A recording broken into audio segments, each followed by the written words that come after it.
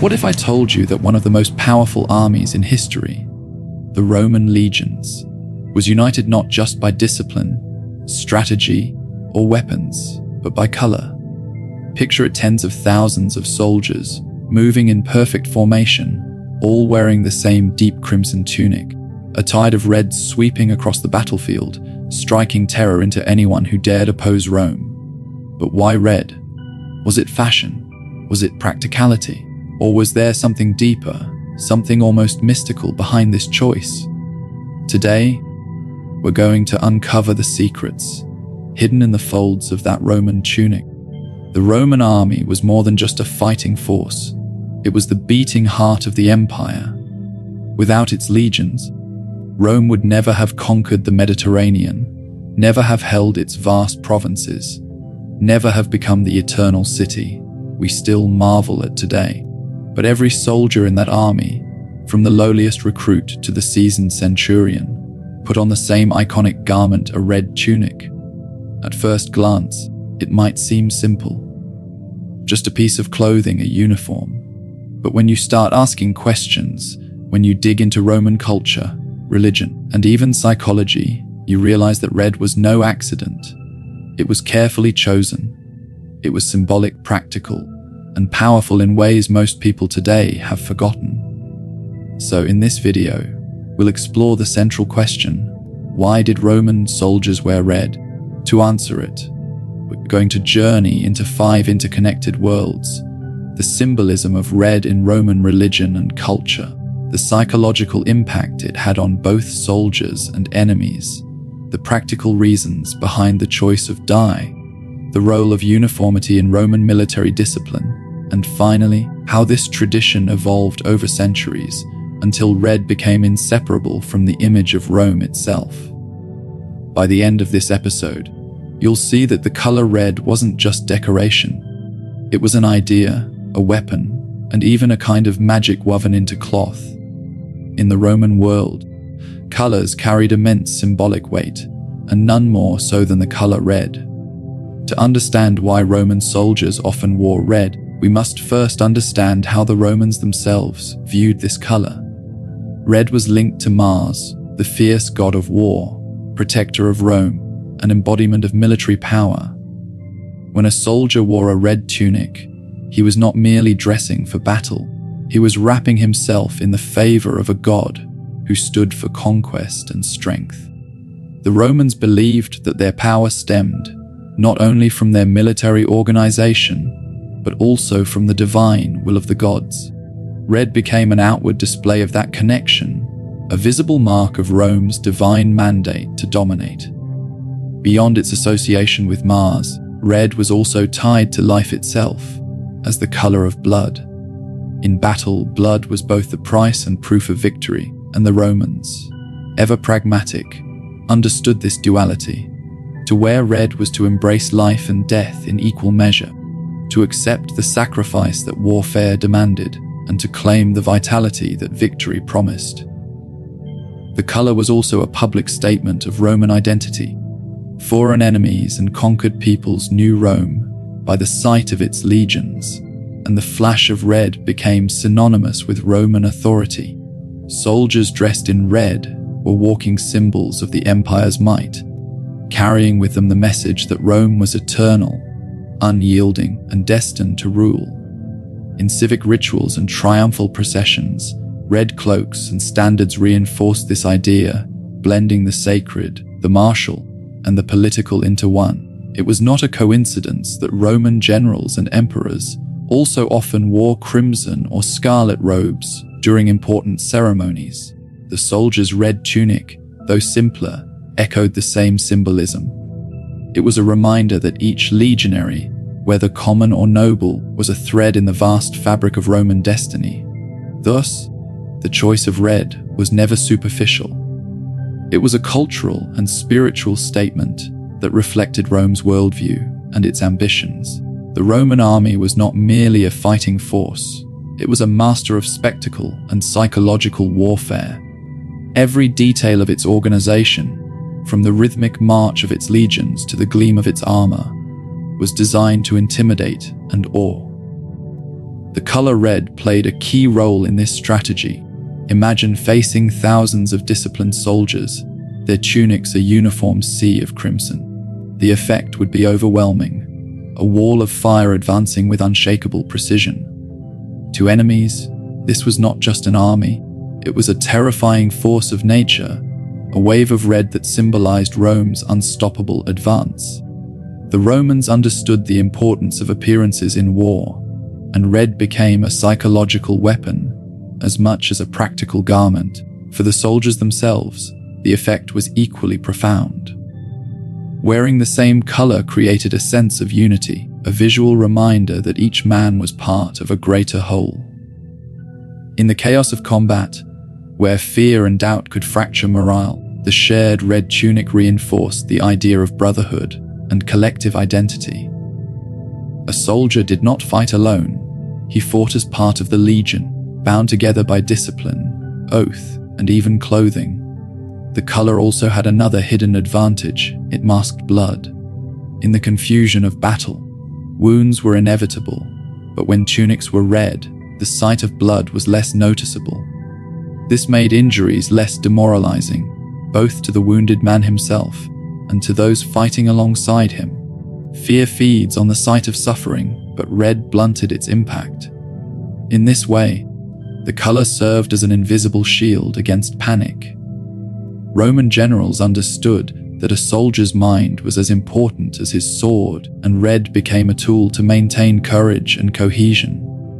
The choice of color, therefore, was not only symbolic, but deeply practical in the realm of human psychology.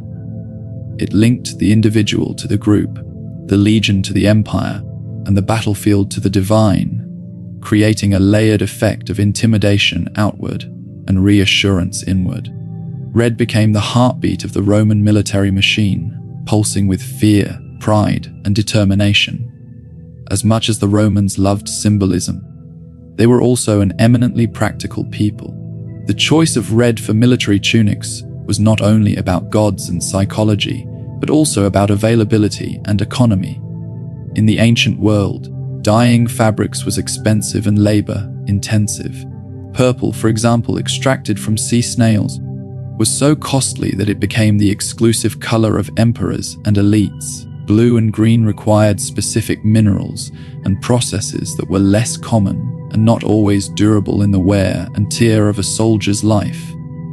Red, however, could be produced from natural sources, particularly the madder root, which was abundant around the Mediterranean. The dye extracted from madder produced a range of colors from pink to deep crimson, depending on how it was prepared.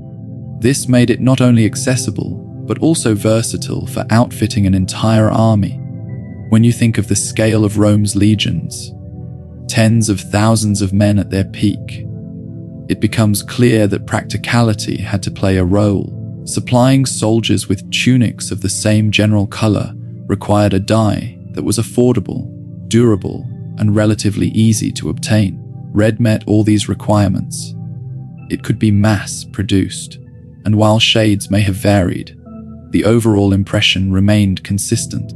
The soldiers were clothed in a recognizable color that reinforced identity without bankrupting the state. The durability of red dye also mattered. Campaigns were long and grueling, with soldiers often far from supply centers. Clothing had to withstand wear, dirt, and weather. Red was a resilient choice that held its color better than many lighter dyes.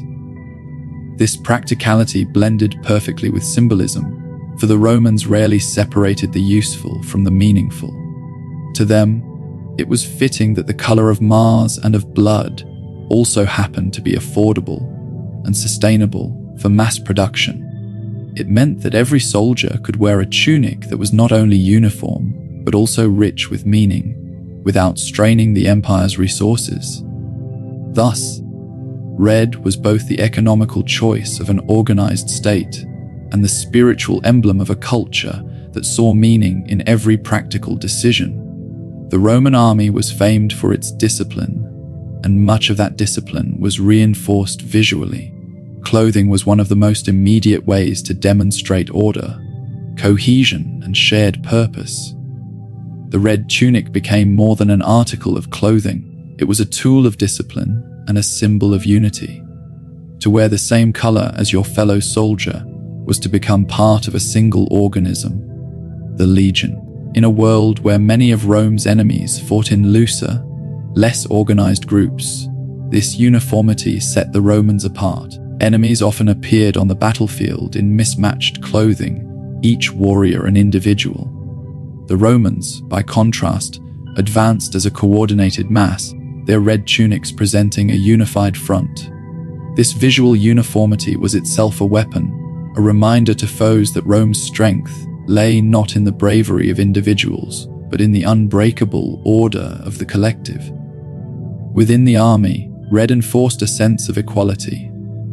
While officers and generals often had more ornate armor or cloaks, the common soldier wore the same tunic as his comrades. This reduced the sense of division and emphasized the legion's shared identity. In training and in battle, the tunic reminded each soldier of his role, not as a free agent, but as a cog in the great Roman war machine. The army thrived on this system of shared identity, where obedience to the group outweighed personal desires.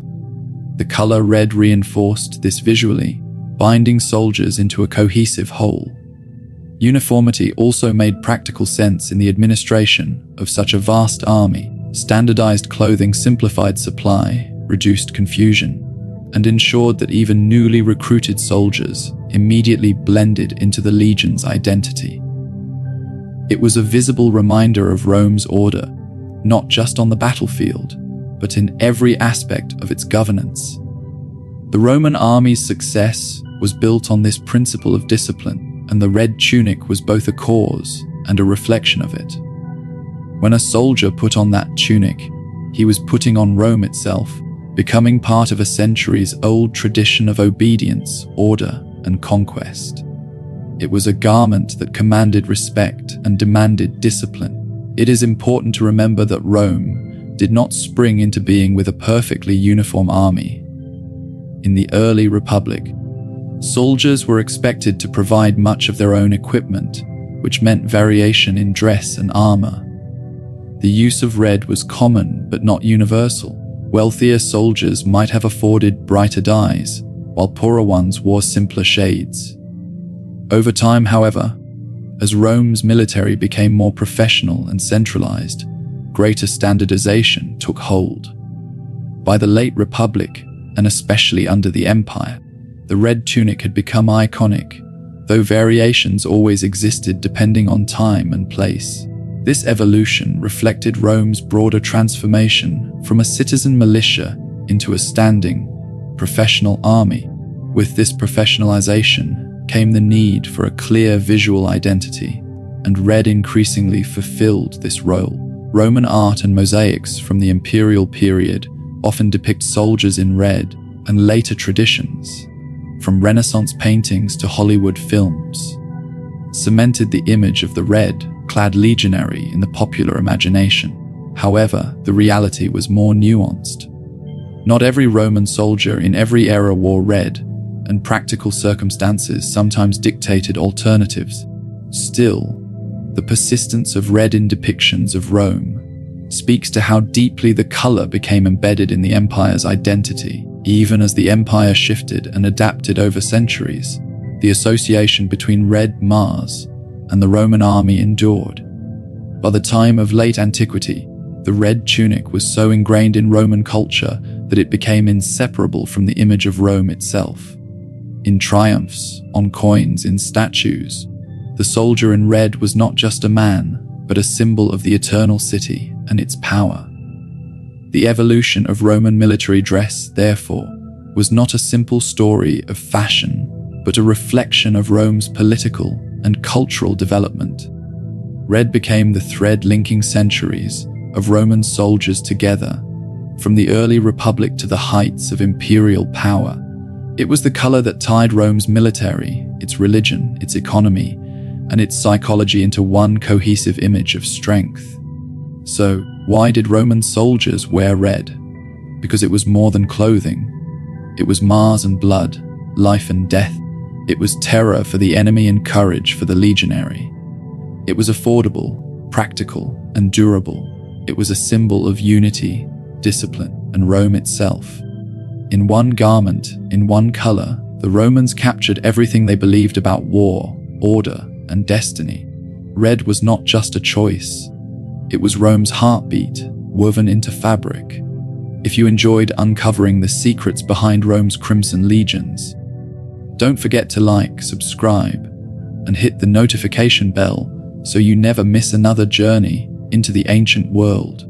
And tell me in the comments below, if you were a Roman soldier, would you have proudly worn the red tunic, or would you have preferred a different color? Let's keep the conversation alive, because the past is never truly gone. It's remembered.